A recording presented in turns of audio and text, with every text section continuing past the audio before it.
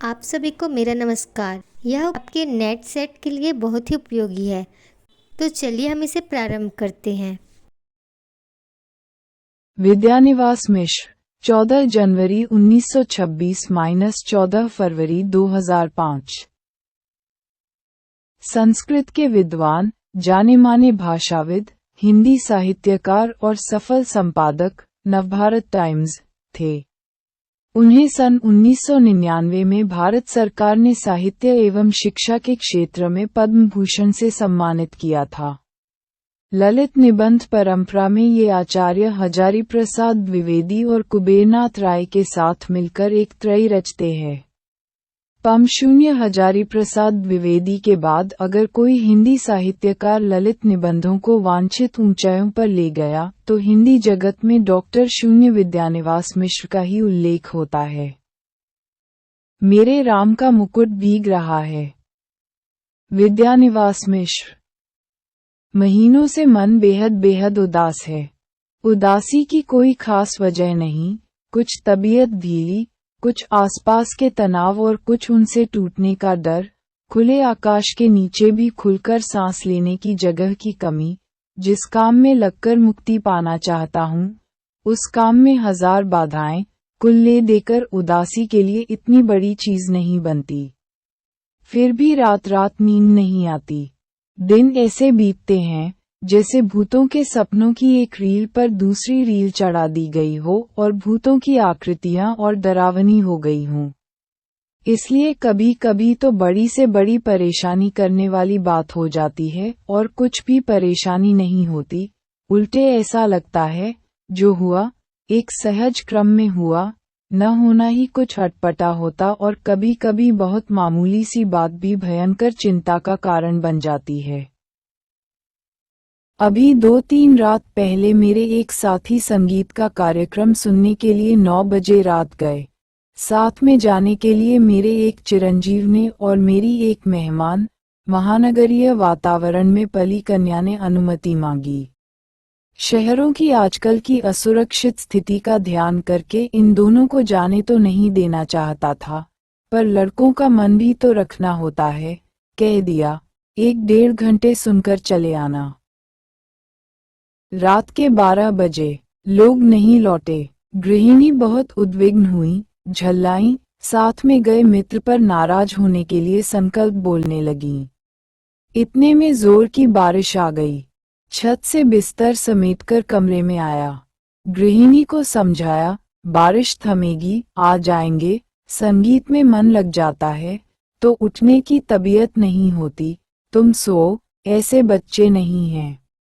पत्नी किसी तरह शांत होकर सो गई, पर मैं अकुला उठा। बारिश निकल गई, ये लोग नहीं आए। बरामदे में कुर्सी लगाकर राह जोहने लगा। दूर कोई भी आहट होती तो उद्ग्रह होकर फाटक की ओर देखने लगता।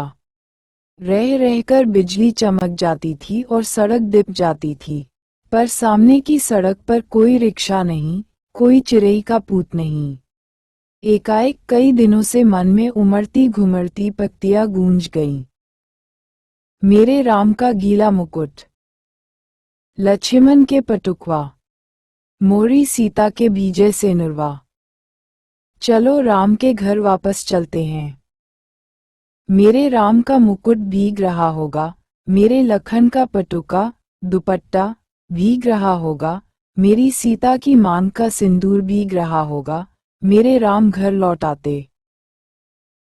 बचपन में दादी नानी जाते पर वह गीत गाती, मेरे घर से बाहर जाने पर, विदेश में रहने पर वे यही गीत विह्वल होकर गाती और लौटने पर कहती, मेरे लाल को कैसा वनवास मिला था।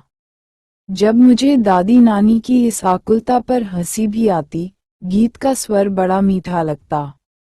हाँ, तब उसका दर्द नहीं छूता, पर इस प्रतीक्षा में एकाएक उसका दर्द उस ढलती रात में उभर आया और सोचने लगा, आने वाली पीढ़ी पिछली पीढ़ी की ममता की पीड़ा नहीं समझ पाती और पिछली पीढ़ी अपनी संतान के संभावित संकट की कल्पना मात्र से उद्विग्न हो जाती है। मन में ये प्रतीति ही नहीं होती कि अब संतान समर्थ है, बड़ा से बड़ा संकट झेल लेगी। बार बार मन को समझाने की कोशिश करता, लड़की दिल्ली विश्वविद्यालय के एक कॉलेज में पढ़ाती है। लड़का संकट बोध की कविता लिखता है, पर लड़की का ख्याल आते ही दुश्चिंता होती, गली में जाने कैसे तत्व रहते हैं।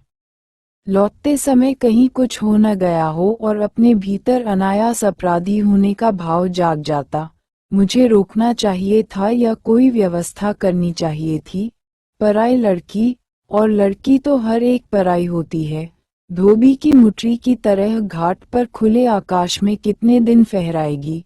अंत में उसे गृहिणी बनने जाना ही है। घर आई, कहीं कुछ हो न जाए। मन फिर घूम गया कौशल्या की ओर, लाखों करोड़ों कौशल्याओं की ओर, और लाखों करोड़ों कौशल्याओं के द्वारा मुखरित एक अनाम अरूप कौशल्या की ओर। इन सब के राम मन में निर्वासित हैं, पर क्या बात है कि मुकुट अभी भी उनके माथे पर बंधा है और उसी के भीगने की इतनी चिंता है। क्या बात है कि आज भी काशी की रामलीला आरंभ होने के पूर्व एक निश्चित मुहूर्त में मुकुट की ही पूजा सबसे पहले की जाती है। क्या बात है कि तुलसीदास ने कानन को सत अवध समाना कहा और चित्रकूट में ही पहुंचने पर उन्हें कली की कुटिल कुचल दीख पड़ी।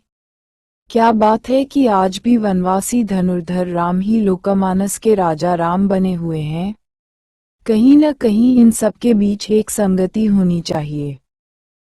अभिषेक की बात चली, मन में अभिषेक हो गया और मन में राम के साथ राम का मुकुट प्रतिष्ठित हो गया। मन में प्रतिष्ठित हुआ, इसलिए राम ने राजकीय वेश में उतारा, राजकीय रथ से उतरे, राजकीय भोग का परिहार किया, पर मुकुट तो लोगों के मन में था, कौशल्या के मात्र स्नेह में था। वह कैसे उतरता? वह मस्तक पर विराजमान रहा और राम भीगे तो भीगे, मुकुट न भीगने पाए, इसकी चिंता बनी रही। राजा राम के साथ उनके अंगरक्षक लक्ष्मण का कमरबंद दुपट्टा भी प्रेरी की जागरूकता का उपलक्षण न भीगने पाए और अखंड सौभाग्यवती सीता की मांग का सिंदूर न भीगने पाए। सीता भले ही भीग जाएं। राम तो वन से लौट आए, सीता को लक्ष्मण फिर निर्वासित कराए, पर लोकमानस में राम की वनयात्रा अभी नहीं रुकी। मुकुट, दुपट्टे और सिंदूर के भीगने की आशंका अभी भी साल रही है।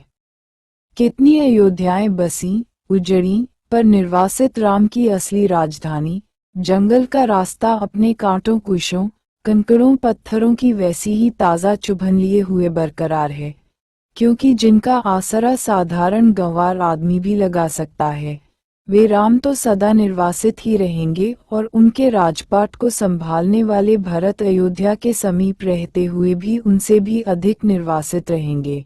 निर्वासित ही नहीं, बल्कि एक कालकोठरी में बंद जिलावतनी की तरह दिन बिताएंगे। सोचते सोचते लगा कि इस देश की ही नहीं, पूरे विश्व की एक कौशल्या है, जो हर बारिश में विसूर रही है। मोरे राम के भीजे मुकुटवा, मेरे राम का मुकुट भीग रहा होगा। मेरी संतान, ऐश्वर्य की अधिकारिणी संतान वन में घूम रही है, उसका मुकुट, उसका ऐश्वर्य भीग रहा है। मेरे राम कब घर लौटेंगे? मेरे राम के सेवक का दुपट्टा भीग रहा है, पहरुए का कमरबंद भीग रहा है, उजागरण भीग रहा है। मेरे राम की सहचारिणी सीता का सिंदूर भीग रहा है, उसका अखंड सौभाग्य भीग रहा है। मैं कैसे धीरज धरूं? मनुष्य की इस सनातन नियति से एकदम आतंकित हो उठा। ऐश्वर्य और निर्वासन दोनों साथ साथ चलते हैं। जिसे ऐश्वर्य सौंपा जाने को है, उसको निर्वासन पहले से बदा है। जिन लोगों के बीच रहता हूँ, वे सभी मंगल नाना के नाती हैं। वे मुद मंगल में ही रहना चाहते हैं। मेरे जैसे आदमी को वे निराशावादी समझकर बिरादरी से बाहर ही रखते हैं। डर लगता रहता है कि कहीं उड़कर उन्हें भी दुख न लग जाए। पर मैं अशेष मंगलाकांक्षाओं के पीछे से झांकती हुई दुर्निवार शंकाकुल आंखों में झांकता हूँ, तो मंगल का सारा उत्साह फीका पड़ जाता है और बंधनवार न दिखकर बटोरी हुई रस्सी की शक्ल में कुंडली मारे नागिन दिखती है।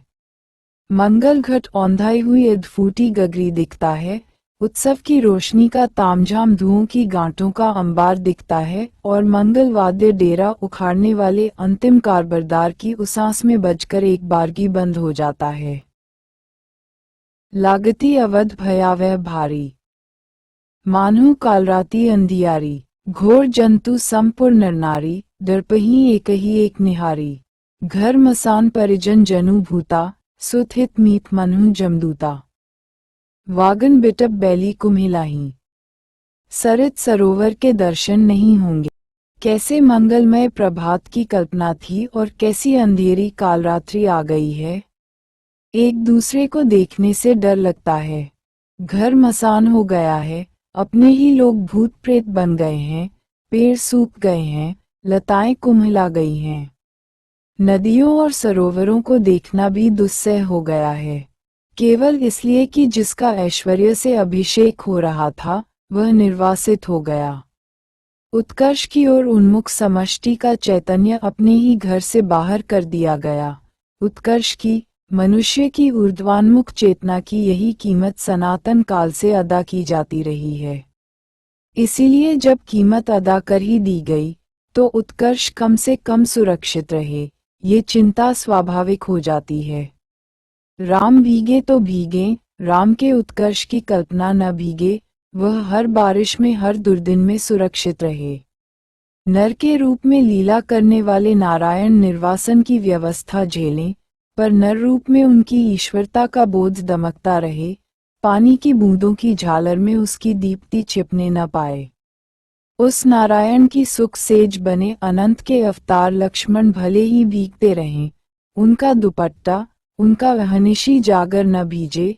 शेषी नारायण के ऐश्वर्य का गौरव अनंत शेष के जागर संकल्प से ही सुरक्षित हो सकेगा, और इन दोनों का गौरव जगत जननी आद्याशक्ति के अखंड सौभाग्य, सीमंत, सिंदूर से रक्षित हो सकेगा। उस शक्ति का एकनिष्ठ प्रेम पाकर राम का मुकुट है, क्योंकि राम का निर्वासन वस्तुतः सीता का दोहरा निर्वासन है। राम तो लौटकर राजा होते हैं, पर रानी होते ही सीता राजा राम द्वारा वन में निर्वासित कर दी जाती हैं। राम के साथ लक्ष्मण है, सीता है। सीता वन्य पशुओं से घिरी हुई विजन में सोचती हैं, प्रसव की पीड़ा हो रही है, कौन इस वेला में सहारा देगा, कौन प्रसव के समय प्रकाश दिखलाएगा, कौन मुझे संभालेगा, कौन जन्म के गीत गाएगा। कोई गीत नहीं गाता। सीता जंगल की सूखी लकड़ी बीनती हैं, जलाकर इंजोर करती हैं और जुड़वां बच्चों का मुंह निहारती हैं। दूध की तरह अपमान की ज्वाला में चित कूद पड़ने के लिए उफनता है और बच्चों की प्यारी और मासूम सूरत देखते ही उस पर पानी के छींटे पड़ जाते हैं, उफान दब जाता है। पर इस निर्वासन में भी सीता का सौभाग्य अखंडित है। वह राम के मुकुट को तब भी प्रमाणित करता है। मुकुटधारी राम को निर्वासन से भी बड़ी व्यथा देता है और एक बार और अयोध्या जंगल बन जाती है, स्नेह की रसधार रेत बन जाती है, सब कुछ उलट पलट जाता है। भवभूति के शब्दों में पहचान की बस एक निशानी बच रहती है। दूर ऊंचे खड़े तटस्थ पहाड़, राजमुकुट में जड़े हीरों की चमक के सैकड़ों शिखर, एकदम कठोर, तीखे और निर्मम। जहाँ किनारों पर जलधारा हुआ करती थी वहाँ अब नदियाँ बादलों में बदल गई हैं और जमीन पर पेड़। मुझे लगता है कि यह कुछ और जैसा लगता है जिसे मैंने लंबे समय से देखा है। जंगल का निवास इस विचार को पुष्ट करता है कि यह पहाड़ हैं। राम का मुकुट इतना भारी हो उठता है कि राम उस बोझ से करा उठते हैं और इस वेदना के चीत्कार में सीता के माथे का सिंदूर और दमक उठता है, सीता का वर्चस्व और प्रखर हो उठता है। कुर्सी पर पड़े पड़े ये सब सोचते सोचते 4 बजने को आए। इतने में दरवाजे पर हल्की सी दस्तक पड़ी। चिरंजीवी निचली मंजिल से ऊपर नहीं चढ़े। सहमी हुई कृष्णा, मेरी मेहमान लड़की, बोली, दरवाजा खोलिए। आंखों में इतनी कातरता कि कुछ कहते नहीं बना। सिर्फ इतना कहा कि तुम लोगों को इसका क्या अंदाज होगा कि हम कितने परेशान रहे हैं।